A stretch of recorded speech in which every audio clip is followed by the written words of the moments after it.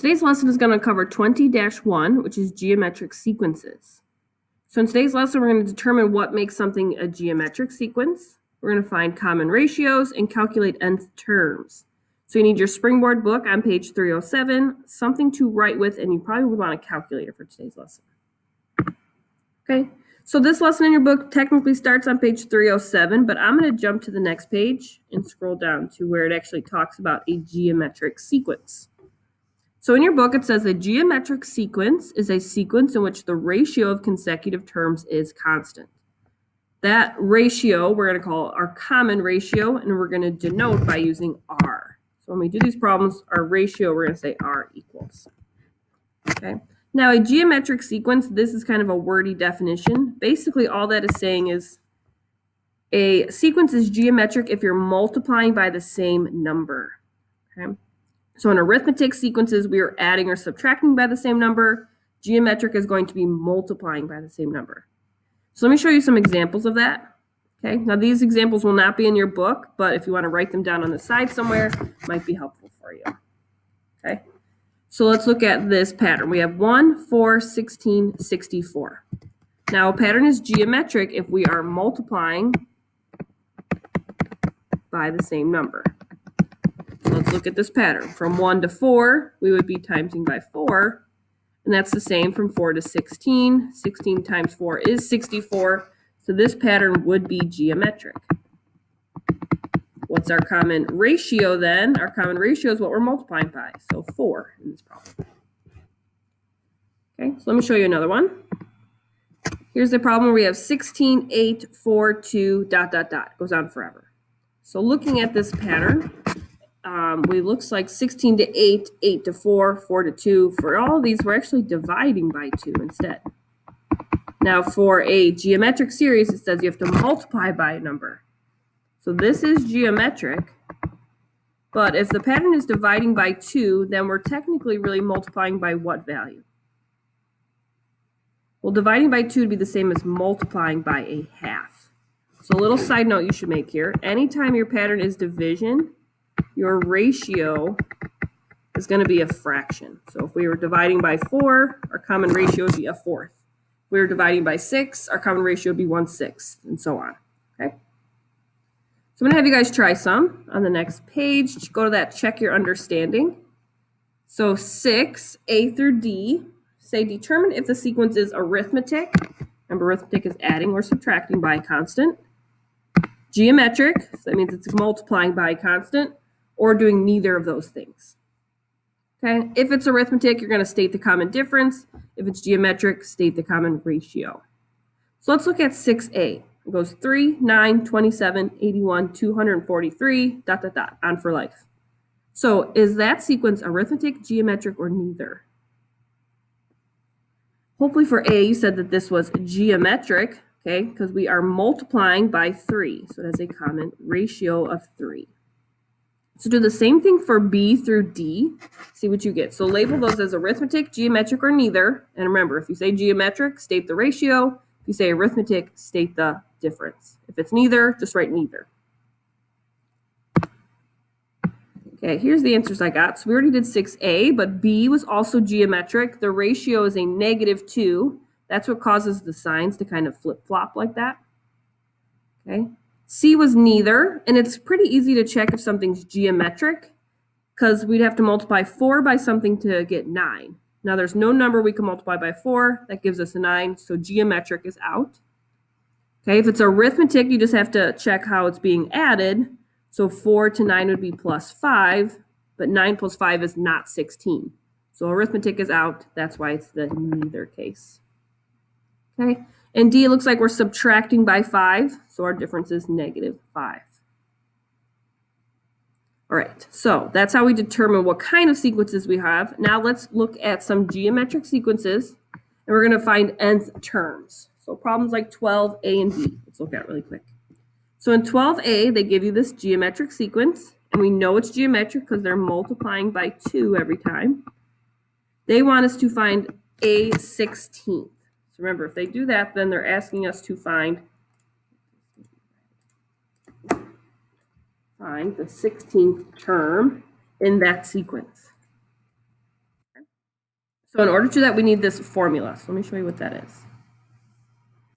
So in this formula, we take A1, which we already know is the first term. We multiply by the common ratio to the n minus 1 power. So remember, n is always the number we're finding. So let's look at 12a. We have the sequence 1, 2, 4, 8, 16, dot, dot, dot. We're finding A16, so that's our n. My first term, if I look at my pattern, is 1. And my ratio, we kind of already talked about. The ratio is 2 because we're multiplying by 2 every time. So let's plug this into the formula. We take our first term times the ratio to the n minus 1 power. Now we have to be really careful about order of operations for these problems. Okay? Because according to order of operations, you have to do exponents first before you multiply. So you never ever multiply these two numbers. Don't do that. Okay? So all we have to do next is just kind of punch it in a calculator and we should be good to go.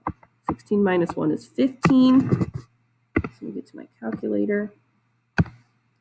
We had 1 times 2 raised to the 15th power. So there's our answer, 32,768. 32,768. Okay, and it makes sense that these numbers are going to be kind of big because we're starting with values and just if we continue to multiply things, they grow really fast. So big answer makes sense for this problem. Okay. Let's look at B. Now in B, we have, again, for our formula, we need our first term, we need our ratio, and we need the n value. So we have this geometric sequence. They want us to find A9, so the 9th term. So there's your n. Our first term is what? 4,096. So now we just have to determine our ratio here. Now, as I can see, these numbers are going down as the pattern continues. So that means we probably are dividing by some number. Remember, anytime we divide, our ratio is a fraction. Now, if you're not sure what it's dividing by, you can always use your calculator. Just take two consecutive terms and divide them out. So 4,096, divide that by 1,024. So we can tell it's dividing by 4 every time. So if it's dividing by 4, then it means we're multiplying by a fourth, and that's our common ratio. Okay, so let's plug it into the formula. So it's 4,096 times our ratio to the n minus 1 power. And again, we can't multiply this because we have to do exponents before we divide. So just punch this all in your calculator. Let the calculator do order of operations for you. 1/4 raised to the, I forgot what it was, 8th power. So that one we get 0.0625. And again, this makes sense that we have a small number because we're dividing as the pattern continues. So if we keep dividing, our numbers are going to get smaller and smaller. Okay.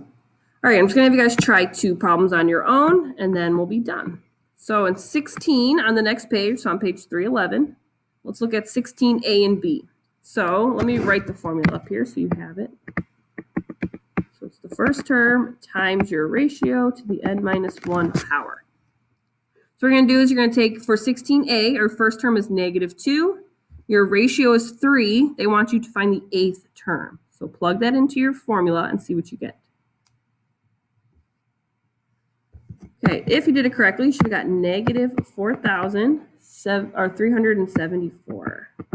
That was the answer. So it would be the first term, so -2 times the ratio to the 8 minus 1 power, so to the 7th power. Again, use your calculator. Never multiply these.